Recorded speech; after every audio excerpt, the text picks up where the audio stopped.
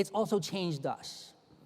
I believe our thinking is also changing without us even realizing it. I'll give you an example. The first phone I ever bought where you could store phone numbers was a cell phone I bought back in the early 90s. First phone I ever had where you could actually store numbers. So I did. Took a few moments, wrote down my most important contacts, dutifully stored them all into the telephone. One of those contacts was my mom and dad's telephone number. Now, at that point, my mom and dad had been living in the same house for over 40 years when I actually stored the number into the telephone. I had known that phone number for over 40 years. Programmed it into the telephone. A few weeks later, in conversation, it came up. Someone asked me what my mom and dad's phone number was. I had completely forgotten. I had taken that number, relegated it to the machine, and it just disappeared from my mind. It's changing. These machines are changing the way we think. Do you all remember back in the 70s when all of a sudden the rage was the digital calculators? Remember everybody had to have a TI calculator? And everybody stopped doing longhand computations. Now, if you don't think you've been affected, I have a little test for you. Sometime today, invent a 6-digit number. Make up any 6-digit number you want.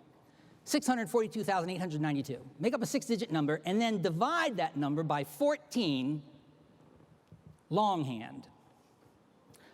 First of all, see if you can still do it. Second, see how long it takes you to do it. We stopped doing that. None of us have to do longhand computations anymore. Why? Because by your own admission, we're all carrying calculators in our pocket. All of these have calculators on it.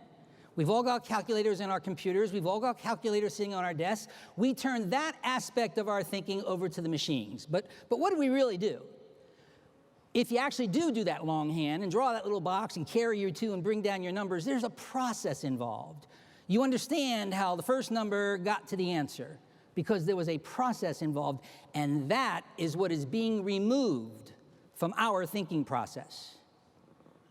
What is the heart of a computer called? It's the processor. When we went to digital, see, digital allows us to do computations much faster than human beings can. So we turned it over to the machines. And we no longer do that kind of thinking anymore. I'll give you another example of how that has affected us. Remember I said that I use this little toy as a GPS? Talk into it, tell me where to go, and it gives me voice directions. Now, the net result of that, of just talking into a machine and listening to the machine tell me where to go, is approximately half the time I have absolutely no idea where I am. I have no idea geographically where I am. I was in Oklahoma City a few weeks ago, and I was on the phone with a client, mentioned I was in Oklahoma City. Turned out this person was born there. Said to me, "Are you in the north part of town or the south part?" I said, "I don't have a clue." "Well, when you come out of the airport, you make a left or a right?" "Don't remember." 9 times, really, at least half the time I'm sitting there, I have no clue. Why? Because I turned over. Remember when you used to have to actually call someone? How do you get there? Make a left at this, look for that landmark, make a left there. There was a process between the start point and the end point. That's disappearing. And it's affecting all of us. I will give you another example. I have a teenage son. He graduated from high school, but about a year ago, he was still a senior in high school. We're sitting around the dinner table, and he comments that he has a term paper due. I asked him when the paper was due. He said, in 4 days. I said, "Well, you better get on it." He said, "Why?" I said, "Well, it used to take me a week to do a term paper." "Dad, I can do a term paper in 4 hours if I have to." I said, "Show me." And he did. He sat down at his computer, he took his topic and Googled it. About 1 million hits came up. He looked for the link he was looking for, hit that link, found the information, hit that link, hit that link. It immediately became obvious how he could do a rather detailed term paper in 4 hours instead of a week. Now, when I was coming up, they had this thing called a library. I don't know if any of you remember this or not, but if you had a term paper, you got a topic, and depending on how complicated or difficult the topic was, I would either assign a week or 2 weeks, and I would drag myself out to the library, and I'd pull, remember those big, long drawers with the Dewey Decimal System thing, those little white cards? Drove me nuts. And you'd kind of find the thing you were looking for and write that stupid number down, and that would tell you where to go, what floor, what shelf, and you had to walk actually up the steps looking for it, and you got to where the book was supposed to be. Notice the word "supposed to be," because at least half the time some jerk had stolen it or was misfiled, so you had to kind of start all over again. And if you found what you were looking for, You had to actually open that book, look through the chapters, flip through the pages, find the relevant information, and write it down or Xerox it. That process is rapidly disappearing. My kid can do a term paper in 4 hours, but I don't think he understands it anywhere near as thoroughly as I was forced to understand my topics. Now, that may sound wrong or obstinate. He may know every bit as much as I do, but I think something is being subtracted from our thinking, and in my way of looking at it, it's the process that's involved. So let's look at how this has affected us. If you don't think you've been affected by these computers, I have a little test for you. I will assume that most of you in this room work in some kind of an office situation. And most of you travel to that office either by driving or taking transportation, public transportation to the office. Here's the question. If it takes you 15 minutes to get to your office, try to remember the last time you went to your office. Try to remember the last time you drove to that office or took transportation to that office. And if you're like most people, you're going to discover that you can't remember any more than 1 or 2 out of those 15 minutes. Where were you the rest of the time? Well, here's where I think you were.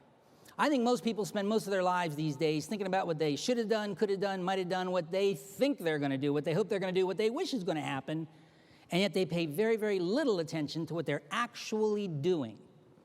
This is reflected, of course, in a number of behavioral things. How many of you have ever driven right past your exit on a freeway? Can I see by show of hands? There you go. You had your head up in the clouds, didn't you? You were listening to that CD that was popped in there, or working on the problem, or thinking about what you were going to say or do at your appointment, and not necessarily paying attention to what you were doing, which was driving. The process is being removed. Here's what's happening to human attention spans. A human attention span is being destroyed. Again, as a psychologist, when I was coming up and being trained in the 70s, there was actually no such thing as attention deficit disorder. That syndrome simply had never been named or listed. We did have what we called hyperkinesis, which was defined as a syndrome very similar to attention deficit disorder, but it was very rare. Less than 1 million cases worldwide. Today, it's estimated that attention deficit disorder affects 1 in 25 children and millions of adults. Where did that come from in the last 20, 30 years? It came from people starting to think and act like computers. We use these machines so often and so frequently, we're starting to behave like them. We talk like them. LOL, BRB. The tweet, get a complete thought in 140 characters or less. We're starting to behave like that. Advertisers picked up on that quite a few years ago. Anybody notice the disappearance of the 60-second commercial? There are almost no 60-second commercials anymore because people can't concentrate for 60 seconds anymore. They really can't. Another thing they did is they started taking cameras in movies and commercials and jerking the camera all around. You ever see that happen? They never used to do that. You know why they do that? Because people can't pay attention anymore. They keep trying to grab your attention. Human attention spans are being blown to heck is one of the side effects of what's going on around us. Now, I have made this sound like a terrible, disastrous thing. It's not. It's you know, I love these toys. I love what the digital age is doing to us. I love the fact that we're moving so fast and so far into the future. I love it, you know? It's not a negative thing. It's what economists call productivity. What used to take me a week to do as a term paper, my kid can do in 4 hours. That's called productivity increase. That's great. That's good. However,